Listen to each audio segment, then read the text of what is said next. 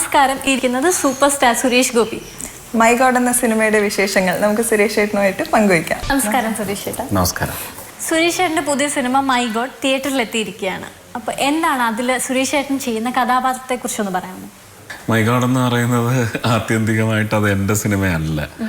അത് സാം തോട്ടിങ്ങൽ എന്ന് പറയുന്ന കഥാപാത്രത്തിൻ്റെ ഇന്ന് സമൂഹത്തിൽ ഒരുപക്ഷെ വ്യഥ അനുഭവിക്കുന്ന ഒരു വിദ്യാർത്ഥി സമൂഹം, ഒരു പുത്രി സമൂഹം, അങ്ങനെയുള്ള ഒരു സമൂഹത്തിൻ്റെ വക്താവായിട്ടാണ് സാം തോട്ടിങ്ങൽ ആദർശ് അവതരിപ്പിക്കുന്ന കഥാപാത്രം.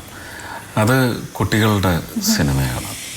ആ കുട്ടികളുടെ ജീവിതത്തിൽ നമുക്കെപ്പോഴും നല്ലതും ചീത്തയും കാണിക്കേണ്ടി വരും അല്ലേ? കുഞ്ഞുങ്ങളുടെ ജീവിതത്തെ എങ്ങനെ ബാധിക്കുന്നു, ആ കുഞ്ഞുങ്ങൾ ആ ബാധിപ്പിൻ്റെ പുറത്തൊരു പക്ഷേ നമുക്ക് ഏറ്റവും പൂർണ്ണമായ ഒരു സംഭാവനയായിട്ട് എന്തുകൊണ്ട് നമ്മുടെ രാജ്യത്തിനും നമ്മുടെ സംസ്ഥാനത്തിനും നമ്മുടെ ചുറ്റുവട്ടത്തിനൊന്നും കിട്ടുന്നില്ല, അല്ലെങ്കിൽ കിട്ടുമ്പോൾ അതിൻ്റെ ഒരു ശക്തി എത്രമാത്രം കുറഞ്ഞു പോകുന്നു എന്ന് പറയുന്നതിന് ഒരുപാട് ഘടകങ്ങളുണ്ട്. ആ ഘടകങ്ങൾ മുഴുവൻ ചർച്ച ചെയ്യുന്നുണ്ട് ഈ സിനിമയിൽ. ഇങ്ങനെ ഇത് ആദ്യത്തെ സിനിമയാണോ എന്ന് ചോദിച്ചാൽ അല്ല. കുഞ്ഞുങ്ങളെ സംബന്ധിക്കുന്ന സിനിമ ചെയ്യുമ്പോൾ എപ്പോഴും സത്യസന്ധമായിട്ട് സിനിമാ രംഗം അതിനെ സമീപിച്ചിട്ടുള്ളൂ. അങ്ങനെയുള്ള വിഷയങ്ങൾ, അങ്ങനെയുള്ള സത്യസന്ധമായ മറ്റൊരു സമീപനമാണ് മൈ ഗോഡ് എന്ന് പറയുന്ന സിനിമ. സിനിമയിൽ പ്രതിപാദിക്കുന്ന സബ്ജക്റ്റിനുള്ളിൽ നിന്ന് വരുമ്പോൾ നമ്മൾ കാണുമ്പോൾ ആ കുഞ്ഞിൻ്റെ ഒരു പൂർണ്ണതയെ ഇല്ലായ്മ ചെയ്യുന്ന ഒരുപാട് പ്രവർത്തനങ്ങൾ അത് കുടുംബത്തു നിന്നുണ്ടാകുന്നുണ്ട്, അച്ഛൻ്റെ ഭാഗത്തു നിന്നുണ്ടാകുന്നുണ്ട്. അച്ഛൻ്റെ ഭാഗത്തു നിന്നുണ്ടാകുമ്പോൾ തന്നെ അമ്മയുടെയും സഹോദരങ്ങളുടെയും ഒരു ഇടപെടൽ വരാത്തത് കൊണ്ട് മാത്രം ആ ജന്മം ഇങ്ങനെ ഒറ്റപ്പെട്ടു പോകുന്നു. എങ്ങനെ വളരെ തിക്തമായ അനുഭവങ്ങളുടെ ഒരു പശ്ചാത്തലത്തിൽ എങ്ങനെ ഒരു ദുർജന്മമായി മാറാനുള്ള സാധ്യതകൾ കൂടുതലാണ്. അവരുടെ ജീവിതത്തിലേക്ക് എങ്ങനെ അവർക്ക് ഇങ്ങനെയും ഒരു വഴിയുണ്ട്, നമുക്ക് തിരിച്ച് നമുക്ക് അച്ഛനെയും അമ്മയും ഒരു നല്ല സന്ദേശത്തിലൂടെ, നല്ല പ്രവൃത്തിയിലൂടെ ഒരു പാഠം പഠിപ്പിക്കാൻ സാധിക്കണം എന്ന് ഓതിക്കൊടുക്കാൻ വരുന്ന അംശങ്ങൾ, അത് ശ്രീനിവാസൻ, ഹണി, ലെന, ഞാൻ, അങ്ങനെയുള്ള കുറച്ച് കഥാപാത്രങ്ങൾ ഈ സിനിമയിൽ വരുന്നുണ്ട്. കുട്ടിയെ സപ്പോർട്ട് ചെയ്യാനല്ല, നീ അനുഭവിക്കുന്നതല്ല ജീവിതം, ഇതിന് പുറത്ത് നല്ലത് എന്ന് പറയുന്ന അംശങ്ങൾ ഒരുപാടുണ്ട്. നീ ഇത്രയും സാം തോട്ടുങ്ങൽ എന്ന് പറയുന്ന നീ ഇത്രയും തിക്തമായ ഒരു അന്തരീക്ഷത്തിൽ ജീവിച്ചതിൻ്റെ പശ്ചാത്തലത്തിൽ നീ പിന്നീട് അങ്ങനെ ഒരു നെഗറ്റിവിറ്റീസിലേക്ക് പോകേണ്ട ആവശ്യമില്ല. നിനക്ക് നിൻ്റെ അച്ഛനും അമ്മയ്ക്കും സ്നേഹം തിരിച്ചു നൽകാൻ നിൻ്റെ പ്രവർത്തനമെന്ന് പറയുന്നത് ഒരു ശക്തി കേന്ദ്രമായി മാറണം. അത് പോഷിപ്പിക്കാൻ വേണ്ടി വരുന്ന കഥാപാത്രങ്ങളാണ് ഞാൻ ഈ പറഞ്ഞ. പിന്നെയും കുറേ കഥാപാത്രങ്ങൾ കുട്ടിയുടെ കഴിവുകളെ പ്രോത്സാഹിപ്പിക്കാൻ, അത് കണ്ടെത്താൻ, അതിലേക്ക് അവനെ ട്രാക്ക് ചെയ്ത് കൊണ്ടുവരുന്നതിന്, അതാണ് അതിൽ ഈ കഥാപാത്രങ്ങളിൽ ഒരു കഥാപാത്രം ആദിരാജ ഭട്ടതിരിപ്പാടെന്ന് പറയുന്ന കഥാപാത്രമാണ് ഞാൻ അവതരിപ്പിക്കുന്നത്. എൻ്റെ ഭാര്യയായിട്ടാണ് ഹണി വരുന്നത്. ഞങ്ങളുടെയും ഇങ്ങനെയുള്ള കുഞ്ഞുങ്ങളെ ഏറ്റെടുത്ത് വളർത്താനും നന്നാക്കാനുമുള്ള ഒരു പ്രക്രിയയിലാണ് ഹണിയുടെ കഥാപാത്രം, ആരതിയുടെ കഥാപാത്രം, ആരതി ശ്രമിക്കുന്നത് ഈ സിനിമയിൽ. അതിൻ്റെ പേരിൽ ഒരു പേഴ്സണൽ ലൈഫിൽ ഒരുപാട് ദുരന്തങ്ങളുണ്ടായിട്ടുണ്ട്. അതിൻ്റെ കൂടെ നിൽക്കുന്ന ഒരു നല്ല ഭർത്താവാണ്. സുരേഷ് ചേട്ടൻ ഇപ്പം കഥാപാത്രങ്ങളെ കുറച്ച് സെലക്റ്റീവ് ആയിട്ടാണല്ലോ ചൂസ് ചെയ്യുന്നത്. അപ്പോൾ ഈ മൈ ഗോഡിലെ ആദിത്യ ഭട്ടതിരിപ്പാട് എന്നുള്ള കഥാപാത്രം ചൂസ് ചെയ്യാൻ ഉണ്ടായ ഒരു മോട്ടിവേഷൻ? അല്ല, അത് ഞാൻ ചൂസ് ചെയ്തതല്ല. ആ കഥാപാത്രത്തിന് വേണ്ടി അതിൻ്റെ സംവിധായകനും അതിൻ്റെ പ്രൊഡ്യൂസേഴ്സും എഴുത്തുകാരും എല്ലാം എന്നെ ചൂസ് ചെയ്തതാണ്. ഞാൻ ചൂസ് ചെയ്തതേ അല്ല. അങ്ങനെ ഒരു സിനിമ എൻ്റെ അടുത്തേക്ക് വന്നതാണ്, ഈ മുറിയിൽ വന്നതാണ്. ഞാൻ പെട്ടെന്ന് അങ്ങനെ കുറേ സിനിമകൾ ചെയ്തിട്ടുണ്ട്. മാനത്തെ കൊട്ടാരം എന്ന് പറയുന്ന സിനിമ കണ്ടാൽ ആ സിനിമ ഞാൻ പോയി ചെയ്യേണ്ട കാര്യമുണ്ടോ എന്ന് ചോദിക്കുന്ന ആൾക്കാരുണ്ടാവും. അന്നത്തെ ആ ഒരു സ്റ്റാർഡം വെച്ചിട്ട് പോയി ചെയ്യേണ്ട കാര്യമല്ലോ ഉണ്ടോ എന്ന് ചോദിച്ചാൽ ആ സിനിമയ്ക്ക് എന്നെ ആവശ്യമുണ്ടായിരുന്നു. പ്രണയവർണ്ണങ്ങൾ എന്താണ് അതിനകത്ത് സുരേഷ് ഗോപിക്ക് ചെയ്യാനുള്ളത് എന്ന് നാട്ടുകാർക്ക് ചോദിക്കാം, എൻ്റെ സഹപ്രവർത്തകർക്ക്, ആ സിനിമയുമായിട്ട് ബന്ധമില്ലാത്തവർക്ക് ചോദിക്കാം, എനിക്കും ചോദിക്കാം എന്താണ് എനിക്ക് അതിനകത്ത് ചെയ്യാനുള്ളത്. അങ്ങനെയല്ല, ഒരു കലാകാരനാകുമ്പോൾ ചില കലാരൂപങ്ങൾക്ക് നമ്മുടെ സാന്നിധ്യം എന്ന് പറയുന്നത് ആവശ്യമായോ അത്യാവശ്യമായോ വരും. അത് നമ്മൾ കൽപ്പിക്കുന്നതല്ല. അങ്ങനെ ഒരു അത്യാവശ്യമാണെന്ന് അവർ വന്ന് പറഞ്ഞു, ഞാൻ അതിനകത്ത് സഹകരിച്ചു, അത്രയേ ഉള്ളൂ. അതുകൊണ്ട് ഞാൻ തിരഞ്ഞെടുത്ത സിനിമയല്ല. പിന്നെ ഞാൻ തിരഞ്ഞെടുക്കുന്നതെല്ലാം വളരെ ഫുൾ പ്രൂഫായിട്ട് സെലക്ട് ചെയ്തൊന്നും ഞാൻ അവകാശപ്പെടത്തില്ല. അബദ്ധങ്ങൾ ഒരുപാട് പറ്റുന്നുണ്ട്. അത് പക്ഷേ എനിക്ക് മാത്രമല്ലല്ലോ, എല്ലാവർക്കും പറ്റുന്നുണ്ടല്ലോ അല്ലേ. അപ്പോൾ അതുപോലെയുള്ള അതിനേക്കാൾ കുഞ്ഞ് അബദ്ധമാണ് എന്നുള്ളത് വലിയ ആശ്വാസമാണ്. അപ്പം അങ്ങനെയുള്ള പടങ്ങളും വന്ന് പോകുന്നുണ്ട്. പിന്നെ ഇത് രജനീകാന്തനില്ലേ എന്ന് ചോദിച്ചാൽ അല്ലേ, അതുകൊണ്ട്. അപ്പോൾ സിനിമ അങ്ങനെയാണ്. സിനിമ happens, success happens, no success is made. വിജയം സൃഷ്ടിക്കപ്പെടുന്നതേ അല്ല, വിജയമായി തീരുന്നതാണ്, സംഭവിക്കുന്നത്. മാണിക്യക്കല്ല് പോലെയുള്ള ഒരു നല്ല സിനിമ തന്ന സംവിധായകനാണ് എം മോഹനൻ. അപ്പോൾ എം മോഹൻ എന്ന് പറയുന്ന ആ സംവിധായകൻ സുരേഷ് ഗോപി എന്ന നടൻ്റെ ആ അഭിനേതാവിൻ്റെ കഴിവിനെ എത്രത്തോളം പ്രോത്സാഹിപ്പിച്ചു അല്ലെങ്കിൽ എത്രത്തോളം ഉപയോഗിച്ചു എന്നൊന്ന് പറയാമോ ഈ സിനിമയിൽ? അങ്ങനെ ടാപ്പ് ചെയ്തിട്ടൊന്നുമില്ല. പക്ഷേ എൻ്റെ അടുത്ത് അങ്ങനെ ഒരു ആവശ്യവുമായിട്ട് വന്നപ്പോൾ തന്നെ സംവിധായകൻ്റെ നിശ്ചയം എന്താണെന്ന് എനിക്ക് മനസ്സിലായില്ല. ആ സംവിധായകൻ്റെ നിശ്ചയം എൻ്റെ ഉത്തരവാദിത്വമാണെന്നും ഞാൻ മനസ്സിലാക്കി. അപ്പം ഞാൻ ചെയ്തതൊക്കെ ശരിയായിട്ട് പുള്ളിക്ക് തോന്നിയിട്ടുണ്ട്. അതുകൊണ്ടാവണം അത് അംഗീകരിച്ച് തന്നെ അദ്ദേഹം അത് ആക്സെപ്റ്റ് ചെയ്തിട്ടുണ്ട്. മാണിക്യക്കല്ലെന്ന് പറയുന്ന ഒരു സിനിമയുടെ സംവിധായകൻ എന്ന് പറയുന്നത് തന്നെയാണ്. അങ്ങനെ ഒരു ആവശ്യം എന്നോട് എൻ്റെ മുന്നിൽ വെച്ചപ്പോൾ ഞാനതിന് വഴങ്ങാനുണ്ടായ ഒരു പ്രധാനപ്പെട്ട കാരണവും അത് തന്നെയാണ്, മാണിക്യക്കല്ല് തന്നെയാണ്. മൈ ഗോഡ് ഒരുപാട് നല്ല മെസ്സേജസ് അടങ്ങിയിരിക്കുന്ന ഒരു മൂവിയാണ്. ഇപ്പം പേരൻസിനായാലും കുട്ടികൾക്കായാലും ഒക്കെ നല്ല മെസ്സേജസ് അടങ്ങിയിരിക്കുന്ന ഒരു മൂവിയാണ്. ഇപ്പം ആദിത്യ ഭട്ടതിരിപ്പാട് വൈഫിന് കൊടുക്കുന്ന സപ്പോർട്ടിലായാലും ഒക്കെ ഒരുപാട് നല്ല സോഷ്യൽ മെസ്സേജ്. എങ്ങനെയാണ് പേരൻറ്റിങ് എന്താണ്, ഗുരുകുലം എന്തായിരിക്കണം, ഹസ്ബൻഡ് ആൻഡ് വൈഫ് റിലേഷൻഷിപ്പ്, ഹസ്ബൻഡും വൈഫും ചേർന്ന് അവരുടെ സ്വാർത്ഥ താല്പര്യങ്ങൾക്ക് മുൻതൂക്കം നൽകാതെ അവർ ജന്മം നൽകിയ ഒരു കുഞ്ഞിനോടുള്ള ആ റിലേഷൻഷിപ്പ് എങ്ങനെയായിരിക്കണം എന്നൊക്കെ നമുക്ക് വാദിക്കാനും പ്രതിപാദിക്കാനും ചർച്ച ചെയ്യാനും വളരെ കലുഷ്യമായ അന്തരീക്ഷം ഈ TV ഡിസ്കഷനിൽ നടക്കുന്നത് പോലെയുള്ള ലൗഡായിട്ടുള്ള കാര്യങ്ങളെല്ലാം നടക്കും. പക്ഷേ സിനിമയുടെ ഒരു ശക്തി എന്ന് പറയുന്നത് അങ്ങനൊരു സന്ദേശം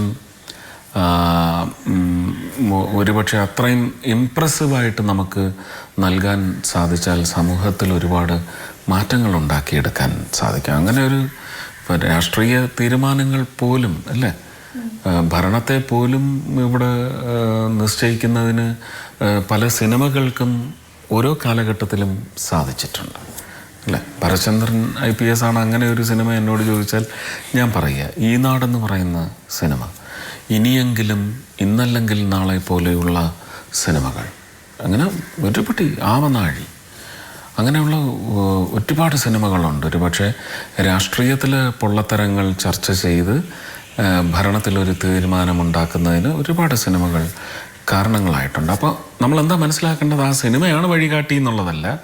സിനിമയിൽ ഒരു പക്ഷേ വളരെ ഉത്തരവാദിത്വത്തോടെ ജനങ്ങൾ ചോദിക്കാൻ ആഗ്രഹിച്ച ചോദ്യങ്ങൾ ചോദിച്ച് അതിനു മുന്നിൽ കാലിടിച്ച് മുട്ടിടിച്ച് വീഴുകയോ അല്ലെങ്കിൽ ഉത്തരം മുട്ടിപ്പോവുകയോ ചെയ്യുമ്പോഴുണ്ടാവുന്ന ഒട്ടും ജനാധിപത്യപരമല്ലാത്ത ചില എതിർ നീക്കങ്ങൾ എന്ന് പറയുന്നത് തോൽവിയായും കുറ്റസമ്മതവുമായി ജനങ്ങൾ കാണും.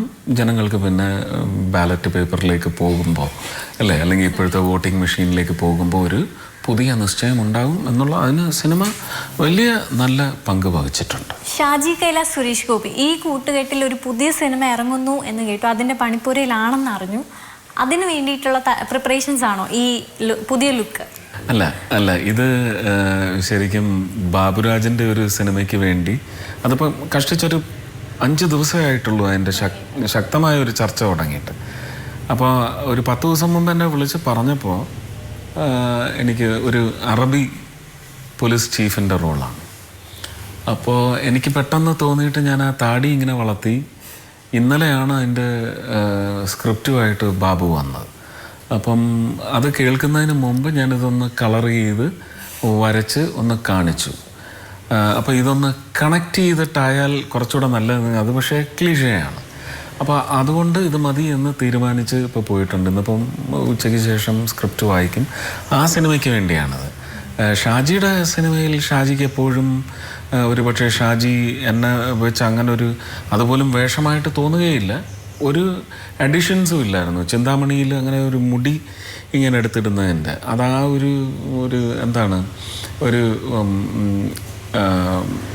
ഒരു സൈക്കോളജിക്കൽ ത്രില്ലറായിരുന്നു ആ സിനിമ എന്ന് പറയുന്നത്. അതിനകത്ത് ഒരു ലേശം എക്സെൻട്രിസിറ്റി ഉള്ള ആളെന്ന് കാണിക്കാൻ വേണ്ടി ഒരു പിന്നെ സുപ്രീം കോടതിയിൽ വരെ വക്കീലന്മാരെ ഞെട്ടിച്ചിട്ടുള്ള ലാൽ കൃഷ്ണ വിരാടിയാർ എന്ന് പറയുന്ന ഒരു വക്കീലിന് ഇങ്ങനെ ഒരു ക്രിക്ക് കിടന്നോട്ടെ എന്ന് വിചാരിച്ചിട്ട് ഷാജി. അല്ലെങ്കിൽ ഷാജിയുടെ സിനിമകളിലെല്ലാം മിക്കവാറും ഞാൻ നല്ല കുട്ടപ്പനായിട്ട് നല്ല ക്ലീൻ ഷേവായിട്ട് അങ്ങനെ തന്നെയാണ്.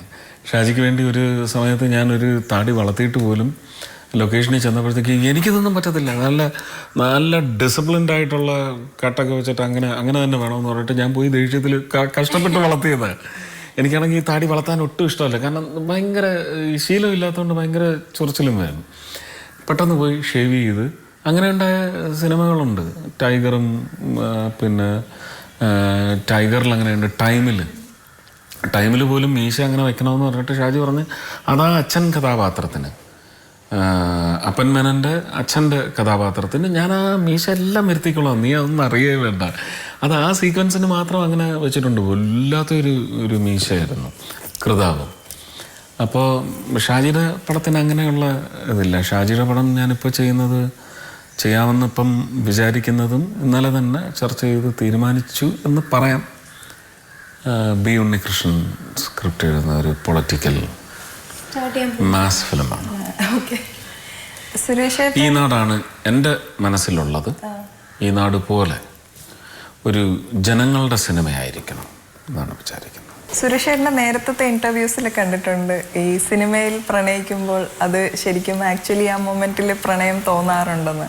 അത് ശരിക്കും അങ്ങനെ അതൊരു ഫാക്റ്റാണ്. എനിക്ക് തോന്നുന്നു അങ്ങനെ കാമുകിയോടൊന്നും മാത്രമല്ല, ഭാര്യയോട്. എനിക്ക് സിനിമയിൽ അങ്ങനെ അധികം അങ്ങനെയുള്ള അവസരങ്ങൾ കിട്ടി. പക്ഷെ കിട്ടിയിടത്തെല്ലാം എനിക്ക് തോന്നുന്നു ഒരു 80% ആ നായികമാരെ പൂർണ്ണമായും പ്രണയിച്ച് തന്നെയാണ്. അതിപ്പം കളിയാട്ടമായാലും സിന്ദൂരരേഖയായാലും മണിച്ചിത്രത്താഴ് എല്ലാം ആ ശോഭനയുമായിട്ടൊരു പ്രണയം തന്നെയാണ് ഫിക്സ് ചെയ്യുന്നത് ആദ്യം. അപ്പോൾ അങ്ങനെയുള്ള ചില സിനിമകൾ നോക്കിക്കഴിഞ്ഞാൽ അത് വ്യക്തമാവുകയും ചെയ്യും. രാധിക എന്നോട് പറഞ്ഞിട്ടുണ്ട്, സിന്ദൂരരേഖ കണ്ടു കഴിഞ്ഞാൽ ശരിക്കും ഇത് റിയൽ ഫാമിലിയാണോ, ഭാര്യയും ഭർത്താവും തന്നെയാണോ എന്ന് ഭയങ്കര ഇഴുകിച്ചേരലുണ്ട്. അങ്ങനെ വളരെ അപൂർവം ചില സിനിമകളിലെ രാധിക കമൻറ്റ് പറഞ്ഞിട്ടുള്ളത്. രാധികയ്ക്കും ഏറ്റവും ഇഷ്ടം ആ 2 കോമ്പിനേഷനുമായിരുന്നു, മഞ്ജു വാര്യറും പിന്നെ ശോഭന ഏറ്റവും കൂടുതൽ ഒരു കോമ്പിനേഷനിൽ ഇഷ്ടപ്പെട്ടിട്ടുള്ളത്. പ്രേക്ഷകരെ ഒരുപാട് രസിപ്പിച്ച ഒരു സിനിമയാണ് ആനവാൽ മോതിരം. ഭയങ്കര നല്ലൊരു സിനിമയായിരുന്നു. അപ്പോൾ ആ സിനിമയിൽ ശ്രീനിവാസൻ സുരേഷ് ഗോപി കൂട്ടിയിട്ട് ആ ഒരു സിങ്ക് ഈ സിനിമയിലും പ്രതീക്ഷിക്കാമോ? ഇല്ല, മൈ ഗോഡിൽ അങ്ങനെയല്ല. സീരിയസ് ആണ് ചുറ്റുപാട്. ഞാനും ശ്രീനേട്ടൻ ചെയ്യുന്ന പാതിരിയുടെ കഥാപാത്രവുമായിട്ട് ഇത് സാമിന് വേണ്ടി നിലകൊള്ളുന്ന കഥാപാത്രം എന്ന് പറഞ്ഞ് ഞാൻ കാണുന്ന 1-2 രംഗമേ ഉള്ളൂ. എല്ലാവരും അവരുടേതായ തട്ടകങ്ങളിൽ നിന്നുകൊണ്ട് ഈ കുഞ്ഞിന് വേണ്ടി വർത്തിക്കുന്നതാണ് സിനിമ. ആനവാൽ മോതിരം ഈ കാലഘട്ടത്തിൽ ഒന്നുകൂടി ചെയ്താൽ പോലും അതിനേക്കാൾ മെച്ചപ്പെട്ട സിനിമയാവും എന്നെനിക്ക് നല്ല പൂർണ്ണ ബോധ്യമുണ്ട്. അപ്പോൾ ഈ പ്രാവശ്യത്തെ ക്രിസ്മസ് എങ്ങനെയാണ് സുരേഷ് ചേട്ടാ? എല്ലാ വർഷത്തെയും പോലെ തന്നെ ലൈറ്റൊക്കെ ഇട്ട് അലങ്കരിക്കും. പുൽക്കൂട് ഇതുവരെ വെക്കാൻ പറ്റിയിട്ടില്ല. കഴിഞ്ഞ വർഷം വെക്കണമെന്ന് വിചാരിച്ചു, ഈ പ്രാവശ്യവും വെക്കണമെന്ന് വിചാരിച്ചതാണ്. പക്ഷേ ആ സമയത്താണ് ഞാൻ പെട്ടെന്ന് ഡിസൈഡ് ചെയ്തതായതുകൊണ്ട് UAE ഷൂട്ടിങ്ങിന് വേണ്ടി പോകും. അപ്പോൾ അതുകൊണ്ട് ക്രിസ്മസ് കൂടെ ഭാര്യയും മക്കളും കൂടെ ആഘോഷിച്ചു. മൈ ഗോഡിലെ ക്യാരക്ടർ അതും സുരേഷിന്റെ റിയൽ ലൈഫിലെ ക്യാരക്ടറും തമ്മിൽ സാമ്യമുള്ളതായിട്ട് തോന്നുന്നുണ്ട്. അതായത് ഒരു സപ്പോർട്ടീവ് ഹസ്ബൻഡ് ആയാലും അല്ലെങ്കിൽ every child has A dream എന്ന് പറയുമ്പം അച്ഛനായിട്ട് മക്കളുടെ ഡ്രീം തിരിച്ചറിയാൻ കഴിയും. എൻ്റെ മക്കളുടെ കാര്യത്തിലില്ല. കാരണം എൻ്റെ മക്കളോട് എന്തെങ്കിലും നിങ്ങൾ ഇങ്ങനെ തൈര് കഴിക്കരുത്, നിങ്ങൾ ഇങ്ങനെ ചോക്ലേറ്റ് തിന്നരുത് എന്ന് ഞാൻ പറഞ്ഞാൽ അച്ഛാ എന്ന് പറയുന്നിടത്ത് ഞാൻ മയങ്ങി വീഴും. അതേസമയം ഇവിടെ മമ്മൂക്കയാണ് വന്നിട്ട് പറയുന്നത്, മക്കളെ ഇങ്ങനെ രാവിലെ ചോക്ലേറ്റ് തിന്നരുത്, നിങ്ങളുടെ ഫുഡ് ഇതെല്ലാം ഒന്ന് കൺട്രോൾ ചെയ്യും. പിറ്റേ ദിവസം അത് അനുസരിക്കുന്നതും കാണാം. ഹൈ ഇതെന്താ എന്ന് പറയുമ്പോൾ അത് മമ്മൂട്ടി അങ്കിള് പറഞ്ഞു. ആ വില എനിക്കുമുണ്ട് അന്യഗ്രഹങ്ങളിൽ അല്ലേ. അപ്പോൾ അത് ഞാൻ ചെയ്യാൻ ശ്രമിക്കുന്നു. വീട്ടിലെ കാര്യം എനിക്ക് തോന്നുന്നു മറ്റ് സമൂഹത്തിൽ ഉന്നതരായ വ്യക്തികളുടെ എല്ലാം സന്ദേശങ്ങൾ സ്വീകരിക്കും. പിന്നെ ഭാര്യയ്ക്കുള്ള സപ്പോർട്ടെന്ന് പറയുന്നത് ഇത് എന്നോടിപ്പോൾ ഇങ്ങനൊരു ചോദ്യം ചോദിച്ചാൽ എനിക്ക് അതിന് മറുപടി പറയേണ്ടത് അറിയത്തില്ല. പക്ഷേ സംവിധായകൻ മോഹനും അതിൻ്റെ തിരക്കഥ ഒന്ന് വായിച്ചപ്പോൾ കൂടെ ഉണ്ടായിരുന്നവരും പ്രൊഡ്യൂസേഴ്സും പറഞ്ഞത് ഇതിൽ ഞങ്ങൾക്ക് സുരേഷ് ഗോപിയെ തന്നെയാണ് വേണ്ടതെന്നാണ് അവർ പറഞ്ഞത്. അത് ചിലപ്പോൾ നിങ്ങൾ കണ്ടിട്ടുണ്ടാവും, അത്രയേ ഉള്ളൂ. പക്ഷേ എനിക്കങ്ങനെ ഒരു ബോധ മനസ്സിൽ അങ്ങനെ ഞാൻ വിചാരിച്ചിട്ടേ ഇല്ല. നന്ദി സുരേഷ്. Thank you.